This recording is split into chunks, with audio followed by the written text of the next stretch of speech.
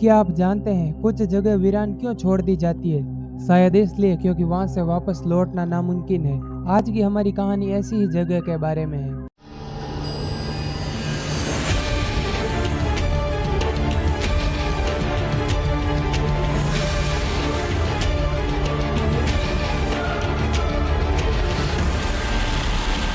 Horror हनु town. यह कहानी राकेश की है, जो एक छोटे से गांव में रहता था और वह अपने शौक के चलते अक्सर भूतिया जगहों की तलाश में रहता था। एक दिन उसे गांव के बुजुर्गों से एक पुरानी हवेली के बारे में सुनने को मिला। वह गांव से थोड़ी दूर वीरान में थी और लोगों का कहना है कि वहां कई रहस्यमयी मौतें हो चुकी है और कोई भी वहां पर जाने की हिम्मत नहीं करता। कहा जाता है कि उस हवेली में जो भी जाता है वह दोबारा लौट कर वापस कभी नहीं आता। राकेश को ऐसी कहानियों पर यकीन नहीं था। उसे ये लग रहा था कि ये सब अफवाहें हैं और उसे हमेशा से ही ऐसी रहस्यमय जगहों पर जाने का शौक था। एक दिन उसने फैसला किया कि वह उस हवेली में जाएगा और सच्चाई का पता लगाएगा। शाम का समय था, सूरज ढलने वाला था और राकेश अकेले ही अपनी बाइक लेकर हवेली की तरफ निकल पड़ा। रास्ता सुनसान था, चारों ओर जंगल फैला हुआ था। हवेली तक पहुंचते पहुंचते अंधेरा हो चुका था। हवेली के बाहर का दृश्य बेहद भयानक था। टूटी फूटी दीवारें, उखड़े हुए फर्श और जंग लगी जंजीरों से पुराना लटका एक दरवाजा। हवेली की दीवारों पर काई उगाई थी और चारों ओर अजीब सा सन्नाटा पसरा हुआ था। राकेश ने हिम्मत जुटाकर दरवाजा खोला। दरवाजा एक कर्कश आवाज के साथ खुला और अंदर से एक अजीब सी ठंडी हवा बाहर निकली। राकेश ने अपनी टॉर्च जलाकर देखा। हवेली अंदर से भी उतनी ही खंडर थी। हर तरफ धूल और जाले थे। पुराने फर्नीचर बिखरे पड़े थे, मानो सालों से इस जगह को किसी ने भी नहीं छुआ। राकेश ने सावधानी से उस हवेली में कदम रखा। वह जैसे ही अंदर गया, दरवाजा अपने आप बंद हो गया। यह देखकर उसे थोड़ा अजीब लगा, लेकिन उसने इसे हवा का झोंका समझकर नजरअंदाज कर दिया। राकेश ने टॉर्च की रोशनी डालकर हवेली का हर कोना देखा। दीवारों पर अजीब अजीब से निशान थे, जैसे किसी ने खून से खरोच कर कुछ लिखा है। एक कमरे में उसे एक पुरानी तस्वीर दिखाई दी, जिसमें एक परिवार था, पति पत्नी और उनके 2 बच्चे। राकेश को उस तस्वीर में कुछ अजीब सा महसूस हो रहा था, मानो वे इसे घूर रहे हो। तभी अचानक उसे किसी के चलने की आवाज सुनाई दी। उसने पलट कर देखा, लेकिन वहां पर कोई नहीं था।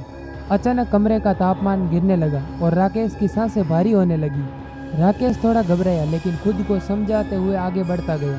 हवेली के एक बड़े हॉल में पहुंचकर उसे ऐसा लगा कि कोई उसकी परछाई को देख रहा है। वह एकदम से पलटा और तभी उसने एक कोने में एक औरत की धुंधली परछाई दिखाई दी। वह सफेद साड़ी पहने हुए थी। उसका चेहरा आधा ढका हुआ था और वह बिना किसी आवाज के उसकी तरफ देख रही थी। राकेश के शरीर में सिरन दौड़ गई।